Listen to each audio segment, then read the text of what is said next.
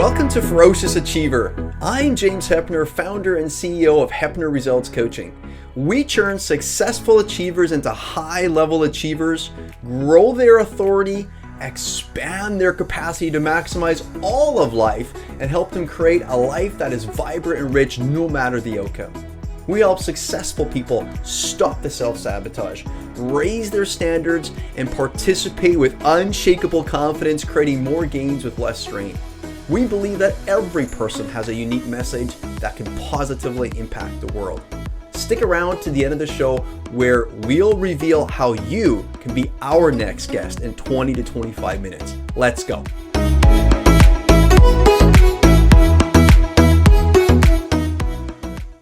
Welcome, friends. Today we have on the show someone that I've been waiting to have on for a while. His name is Jeremy Delk. And he's a serial entrepreneur with a passion, and I mean a passion for disrupting industry. At 16, this kid he's no longer a kid, he's 42, but at 16, this kid was day trading, okay? He was in class, university, professors were looking at him, probably wondering why he wasn't paying attention, but he churned a $30,000 inheritance from his dad. His dad passed away from a motorcycle accident. He churned his dad's inheritance, $30,000 into $2 million plus in a short period of time.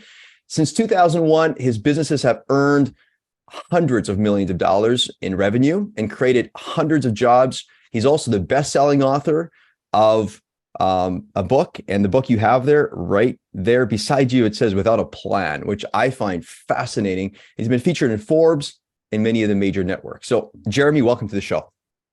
Thanks for having me.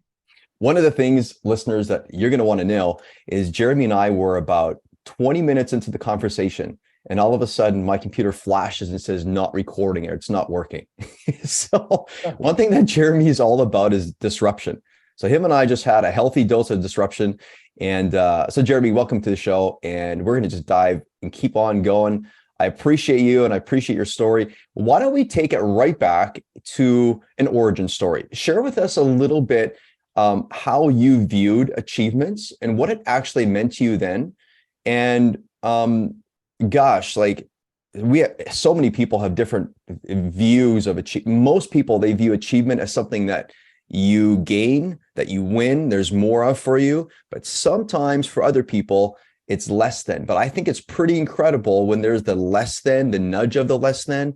There's people like yourself. Why don't you just share the story? Why don't you give us all a little bit of, put some meat on the bone. Take us back to that original story, and then we're going to mature the story forward. We're going to look at the middle part of your life and then kind of where you're at. Go ahead. Yeah, no, for sure. So, I mean, and I love the title of your podcast, right? I mean, Ferocious Achievers, because I would have to say your audience is familiar with the component that maybe definitions in Webster aren't always the only definitions that they could be. So I think one from failures. The title of my book's Without a Plan, and subtitles a memoir of unbound action and failing my way to success. I think at a young age we had this negative connotation around failure, and that it's a bad thing, where I really think I know last 20 years of my career, it's been what's gotten me to this point, right? It's embracing failure, changing my perspective on it. And that's where the magic happens. That's where the learning happens, where you can be, better, smarter, stronger. And you also start getting the self-confidence up, right? Because the more you fail, you kind of pick yourself up and you feel stronger the next time. So, you alluded to it a little bit in the opening, but, on this achievement piece, for me, it's not, winning the 4th grade spelling bee, or, I think I did win the little, we have the Boy Scouts, a little Pine Derby. I think I did do that with my dad, actually. No. But those aren't the achievements to me. I think the piece from the origin component, you mentioned losing my dad in a motorbike accident when I was 7, for me, and this is, forward looking now 30 years, that was that defining moment, right? And it was a defining moment of, what happened afterwards, right? So we went from, a younger brother, young parents, dad was a provider, mom stayed at home.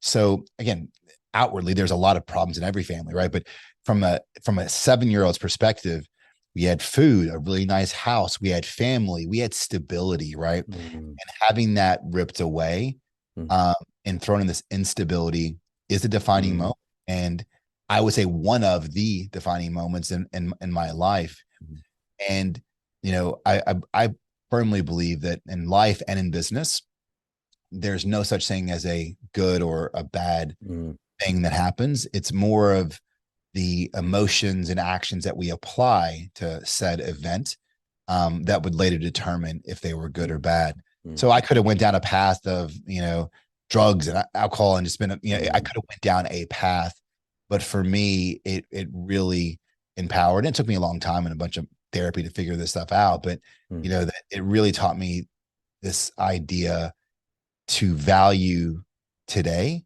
mm, get as mm, much out of today as you can, mm, because none of us are promised tomorrow. And as I was talking to you offline, I'm not special, right? I mm, mean, mhm, maybe my circumstances are unique mm, in that I was 7. It was a motorbike accident in Kentucky, right? But mm, you've lost and experienced tragedy and death. So is everyone else that's listening to this call. But mm, it's how often and how mm, quickly we tend to forget about that.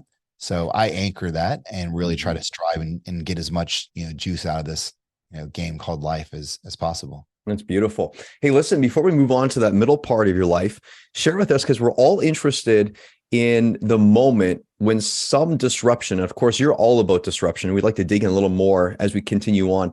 But the moment when something disrupted, and of course, it wasn't the known that disrupted, it was the unknown that comes along, right? And so I think a helpful achiever, a beneficial achiever, someone that brings value to the world, like, gosh, we all feel good about ourselves and we Mhm. enjoy being around ourselves when we're benefit to the world, right? And so what I hear you talking about, there's that moment when you're thinking dad's gone, the house, the stability, that's kind of, well, I wouldn't say the house is gone, but there's a stability factor that's been shaken. And you decided, instead of focusing on, oh gosh, we got to keep this thing progressing at this rate, you instead said, wait a minute, what do I need right now? And you chose to accomplish dealing with something instead of pushing it down. I think your formula, finding success through failure, comes through wisdom. And wisdom is like, what do I need right now? And focusing there. What did you have to decide or maybe believe about the situation or believe about progress? Because progress can often, for anxious achievers, and that's not what we do here, but for anxious achievers, progress is just pedal to the metal, pedal to the metal. But what did you have to decide on that was paramount to your going for saying, I'm going to accomplish what's needed here, and what's needed right now is this, meaning, here's what we're doing. I'm not going to focus so far in the future. I'm not going to plan that out. I'm just going to do this right now. What was it for you? Yeah, well, I mean, it was conditioning, right? And we did lose the house, right? We went from a big Wow. house to a Wow. smaller house Mm, to an apartment to a shittier apartment, right? So mm, it was that conditioning over a couple of years, and seeing my mom have to go get a job and work third shift. And luckily, we had a ton of family and we had people, so we still had support and people that we knew, love, and trusted around us.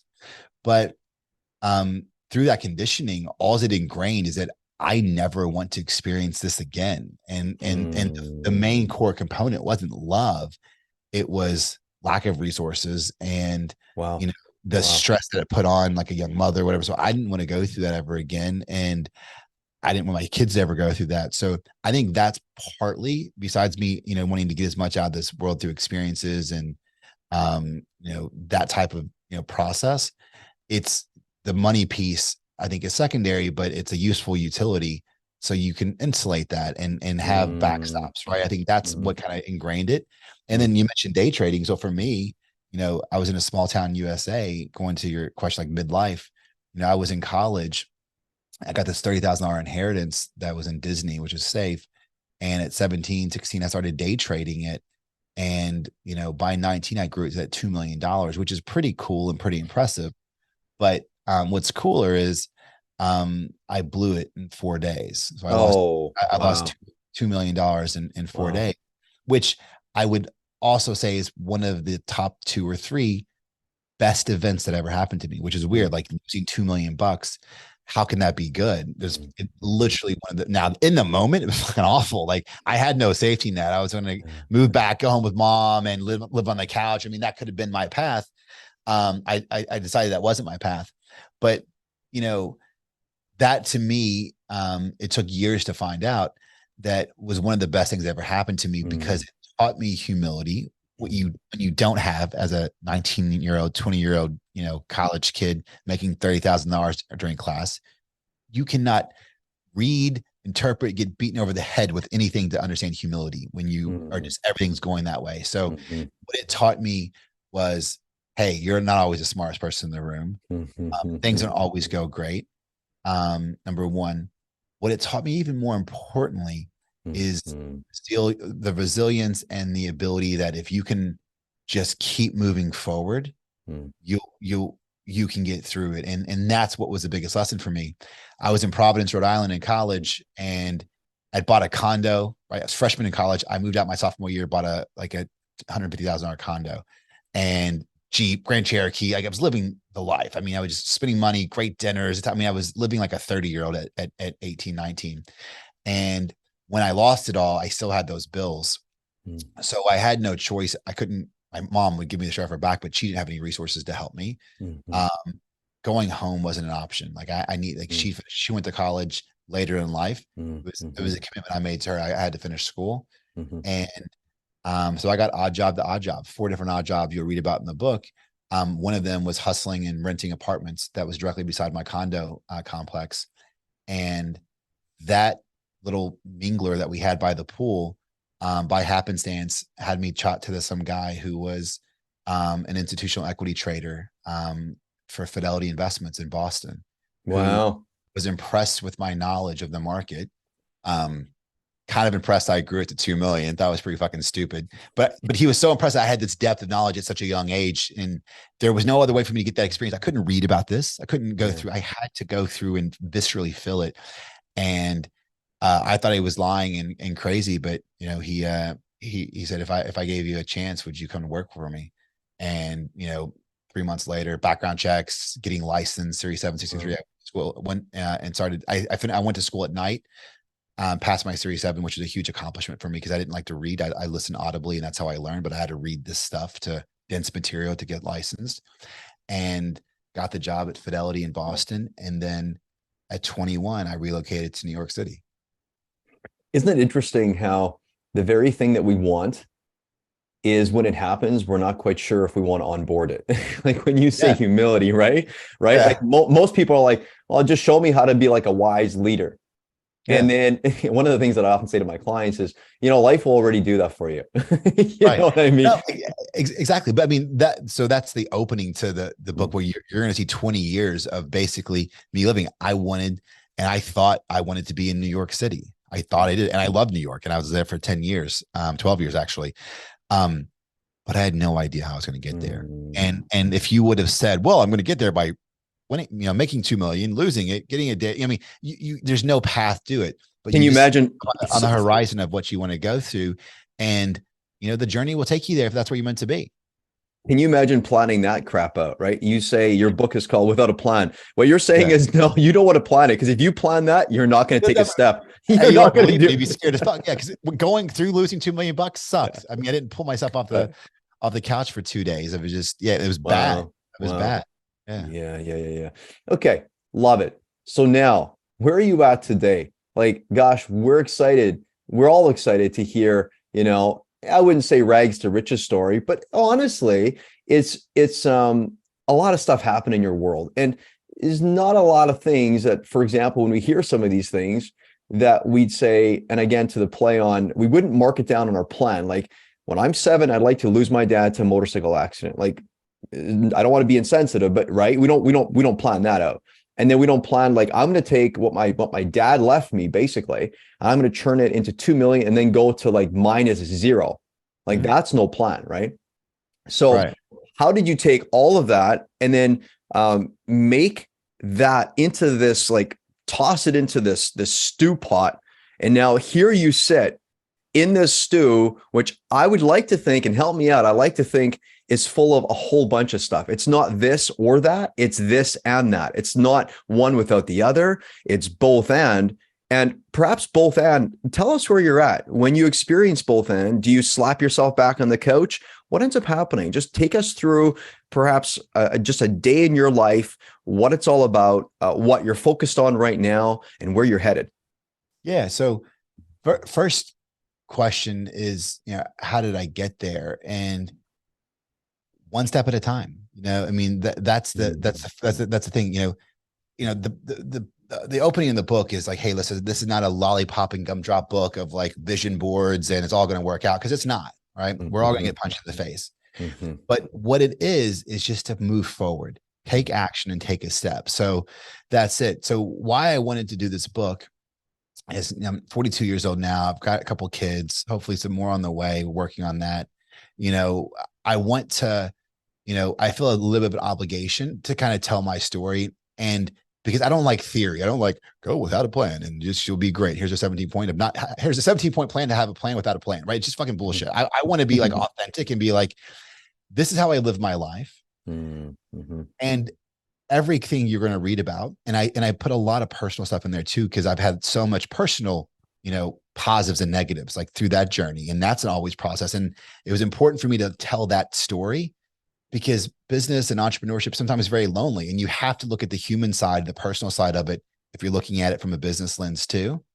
So, but every business from that, going to Fidelity, for me, finding out very luckily that, besides making a lot of money, I wasn't creating anything on Wall Street, and I'm a creator, right? I love taking something, Peter Thiel's 0 to 1. I like taking an idea from a concept to seeing something come real. I love that process and why I keep doing it. So I learned very early, besides making a lot of money, I need to go out on my own. So I had the fortitude, mainly because I lost $2 million and it worked out okay, that fuck it, I'll do it again. And I resigned at 21 and started Delk Enterprises. And that's the company that is still around 20 years later. So I did it step by step by really kind of, anchoring in and loving the process. And so now every book and every business that you read about in that book survives me, right? Which is pretty cool. So they aren't hustles. They're companies with hundreds of employees that I've exited, and they're still around helping people and, providing great value to customers. That's, to me, a testament to the process, that some things you have to figure out and you have to become an expert at, but you don't have to become an expert at it day one. You can iteratively do that. And I argue that that's a better approach, because if you're trying to make something, A to Z, and you get to step S and you're planning, you started at A. When you are at S, you have got so much more knowledge at that point in juncture than you had at A. So it's unorthodox to think that your plan at A of what you should do at S has more weight than what you know right now. And that's a big part of why I go without a plan, because you are ingrained that, hey, well, I told myself when I got here, I'm going to go right. And right's the wrong move. You need to go left, right? Does that make sense? So taking it on and going through and also defining where you want to go. You'll read two stories in the book of where we took one company to Inc. 500 company, fourth fastest growing healthcare company in the US. One, a building material business we took from retail to global distribution and manufacturing. If I had the plan of where I wanted to take those two businesses all laid out when I started, they both would have been drastically the wrong plan, and drastically far less cool and sexy and ferocious achievement than they actually ended up to be. So I let that process go with me. Well, and that's right there when you say less sexy. I think the dynamic of life unfolds when you're right. When we create a plan, we have strategy. We don't just like fling something at the wall and see if it's going to stick. No, we have strategics and we have executables, and then we map out what's happening. We adapt, we adopt different things as we keep going along. And then what's really unique is when something magical happens, let's just say it like this, before the magic happens, the human being inside the situation gets to feel kind of what's happening in the universe, gets to tap into all the power and be like, what am I sensing right now? Meaning, if you're going to try to map and plan that stuff out at the origin of making the plan, you're never going to know what's needed because you're not there. You got to wait till that shows up. You got to wait till those feels and the market does this and people respond differently. And then you get to tap in. And I think the superpower is when we lean in and we ask ourselves, gosh, almighty, what is it that's required now? And when we can bring that, it's like, holy smokes, I wouldn't want to be anywhere but here. Like the fact that this came from within me and it culminated into this beauty. Go ahead. Sorry. Yeah, no, you're 100% right. And it's not about what you need now. It's what you're experiencing now. Right. So exactly. I'll allude this and this is, something I got a review on Amazon that this was something that they really kind of resonated with, or maybe it's a direct message. I can't remember where it was, but this is how you know if you're good at it or not. And when you've mastered it. I don't know if you're in freezing cold. You're colder than I am. We're in Kentucky, so neither of us live in great tropical places. Well, they say here Vancouver is a tropical rainforest, but we did have snow a couple of weeks ago. So tropics, in my opinion, if you say tropical rainforest, okay, yeah. right? I'm like, snowflakes. I'm not sure, right? So anyway. Yeah. So I love the British Virgin Islands, have for years and been going down there for years. There's a small little island that I'm partial to called Joost van Dyke. It's probably 200 and something population year round. Super small. White Bay is the little beach there, voted Condé Nast one of the best beaches in the world. And first time I sailed into that body of water, it's still the most beautiful beach ever. It's just unreal. Then you combine that with the people, most beautiful people. It's the greatest place on earth. I'm super partial. I'm selling it. No one go there because I want to keep it a secret. So don't go. But when I first walked in, again, without a plan, I just, came back from one trip, booked another trip, and I'm just looking online, lucky enough to buy a piece of land, right on the beach. So my property line changes with the tide, which is pretty cool. And then, ended up no intentions to build, but got hooked up with a bank through an architect and developer down there and ended up getting a loan and building a dream house, right? It really is. And it's called Glass House. You can look it up online, glasshousepvi.com. And I sketch it from a napkin, and the amount of love and passion and like excitement that I put into that was unbelievable. Like that, it was probably one of those, overwhelmingly positive experiences of just focusing energy on building this thing. And then I remember going down, we had Hurricane Irma, construction during Irma, finished it, came through, and I sat on and this is the excerpt in the book. I sat on the edge of the pool. That's infinity edge pool that it's done. The base of the pool is done to match the ocean. So when you're at this edge, you could look out and it looks like the sailboats that are 50 foot wide are in the water. And I sat there with a Presidente beer in my hand, and I felt nothing. So I had used up all of the emotions of how rewarding and fulfilling and all that's going to be. And that's when you've got it. When you really enjoy the process and you love the creative, all that. I used up. And that's how I think you mentioned universe. I don't know if you're a universe guy or attraction. I don't know how deep you go in that component, but I'm a firm believer, you get what you think about most of the time, and that's good or bad. That's absolute. You think about bad shit, you're going to probably get some bad stuff. So if you can really obsess and go through and feel what it's going to feel. I didn't not have those feelings. I had them before it was there. I was that visceral and visual in the creative process. Yeah. So that's when you've really mastered it. Didn't give a shit how I was going to do it. Shipping water trucks over on barges to fill up the pool and hurricanes. You don't need reasons to do something. You just need to decide. You don't care. Exactly. You just do it. Right. Nothing can stop you but yourself. Exactly. That's it. Yeah. Nothing. Yeah. No, that's man, a living, right? I often say to my clients, right? It's man, when a human being, just think about this. And I listen to your story. Listeners, think about this for yourself. What happens when you show up with an obsession? And I mean like an obsessed obsession. We're not talking about like taking care of somebody in an unhelpful way. We're just talking about being truly obsessed. Like Jeremy, your story, building Glasshouse. I always say to my clients, what it takes to actually move the needle forward in life. Think about it. When somebody finally shows up with an obsession, that's when the world changes. Because an obsession just takes you right through everything. I have many a story. Go ahead. I'm listening. No, 100%. I stole this from Dean Graziosi, who I think stole it from either Jay Abraham or who knows, Napoleon Hill, even back in the day. And you have to look at that obsession and look at that obsession, right? And the passion behind it, that your good product or service. I'm going to put my cameraman on blast because he's starting, I'm helping him start a new business. So like, I'll have you do a follow-up podcast with him in like 60 days and see what he's done.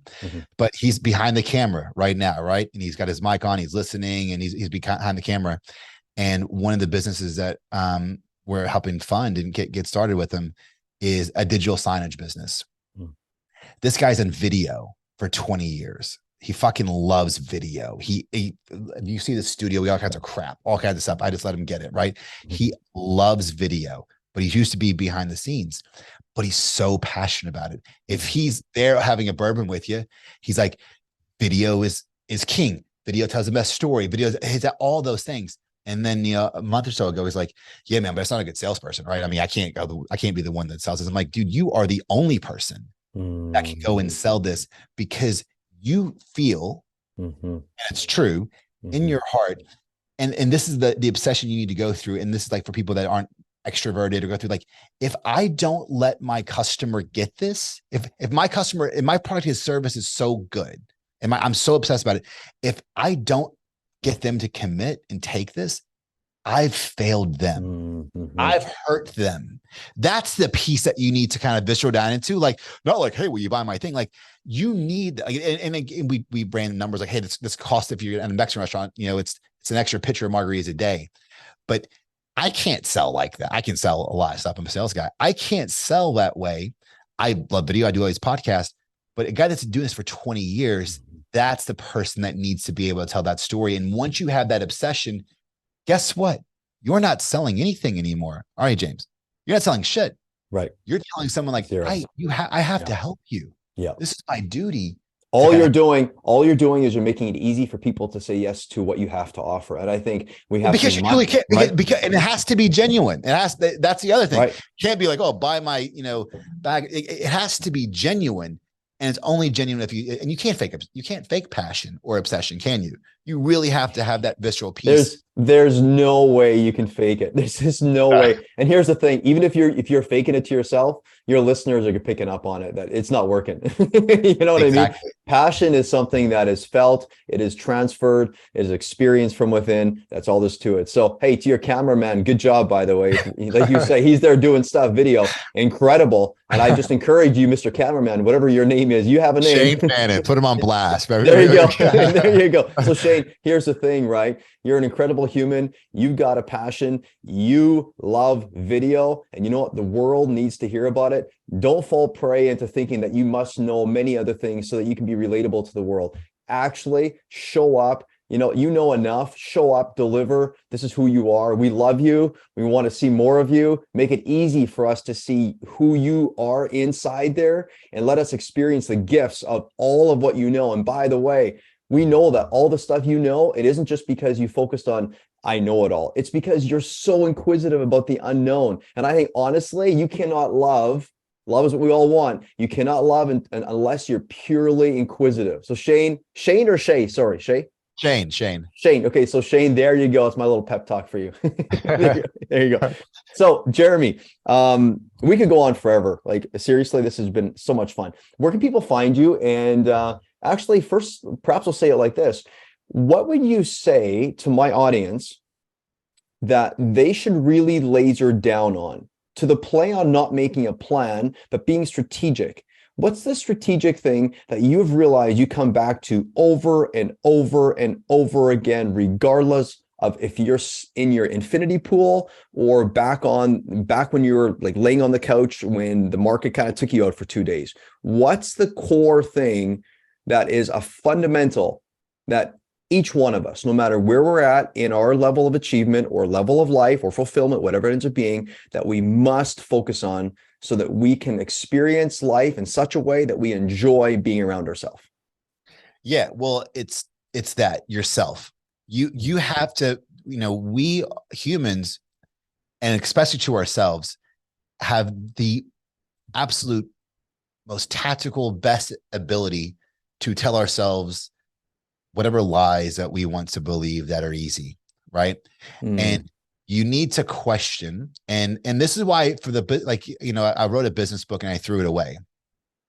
Then I made it a memoir, right? Because it was bullshit. None of all the stories and the businesses and the sales and the exits, all that was real, but it was bullshit because I only told you the highlight reel, right? I didn't tell you about, what happened behind when I'm lonely. I'm like, holy shit, what's going to happen? And what do people think if I fail? That was so important for me to do the second part of the book and tie it all together because, dude, like you're going to get punched in the face. Read my stories. I got like Tyson, like right and left hooked a couple times, right? I'm still here talking to you, right? It's beautiful. And it's because, I've done that deep dive searching and kind of figured out like in my core is what is your purpose, right? What's your passion? And if it's to make money and to do this, that's not it, man. I can tell you from a guy who is unhappy, who tried to buy happiness, you can't. You can buy a lot of stuff, but it's not happiness, right? And it's doing the work to figure out what is what makes you happy. Like for me, it's freedom and it's experiences with my kids, my family, and helping people out, helping family. Like I like that. I like that people have the trust and vulnerability to come to me and say, hey, I could use some help. That's the biggest compliment ever because I'm doing something to make them feel like I'm approachable to do it. And I'm not always an approachable guy, right? I'm high volume and high, I'm not always easiest to approach, but when people do that, it's so good because I'm fulfilling what is important to me, that I want to help others and kind of go through it. So then the rest of it follows: the partnership, the wife, the husband, the kids, the family, the business, the money, all the other stuff follows. But go down to it, and it goes back to your passion. It's like peeling back an onion. Until you get visceral, until you're like, hey, I want to go into video, but until you really get visceral and like, well, why? Because it's what I want to do. I always wanted to be a creator. I always wanted to do this. And this was like that, 7-year-old self. And you feel like almost a pit in your stomach. That's when you found it. And just keep that as your North Star. Yeah. And again, we can go on forever. We won't.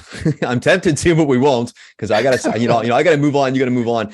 Sometimes people talk about the North Star, but people often don't talk about the South Star. And I don't know how to ground yourself unless you know your North Star and your South Star. And your strengths are found in knowing what you're good at and also knowing the things you're not good at. And so why Shane wait until you're good at everything? Because none of us do that.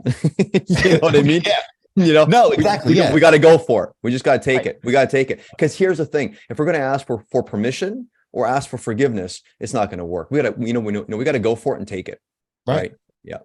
We got to take our power. So anyway, where can people find you? And of course, you got that book. So if you don't mind, just promote that for half a second. And where can people find you? It's awesome. Yeah. JeremyDelk.com. And then Jeremy S. Delk on all socials. And then, books on Amazon, Barnes and Noble, bookstores near you. And look, read it. There's something in it for everyone. And that was important. Like, I don't care if you're a hard charging CEO or, thinking about doing a small business, like there's something for you in there. And I actually hope it's more of the personal side than the business. It's what I like about you. It's why I had you on the show. When you said, I didn't know that you had written a business book, but you threw it away. I didn't know that about you, but I do queue up Ferocious Achiever as a talk, as a conversation where we have real people on who have been down the business path for a while. They're not rookies to the game. They understand that, guess what? Humility creates the ultimate fulfillment. And when you deal with that, gosh, you're kind of unstoppable. You're kind of unshakable. Unshakable, not because you know it all. Again, back to the unknown, but you're unshakable because you're willing to navigate the unknown and be okay with what you observe about yourself and the world when the unknown appears. And it's like, awesome. I don't have to be in control of it all. I don't want to be in control of it all. I don't want to play God. I don't want to play universe, whatever it is for you. I am a human being and I get to play with life and I get to play and, I get to co-create with people around me. Isn't that the best of the best news, right? I love it. I love it. So get comfortable being uncomfortable. There you go. I love it. Thanks for speaking to us today, Jeremy. We'll chat again soon. Cheers, man. Cheers.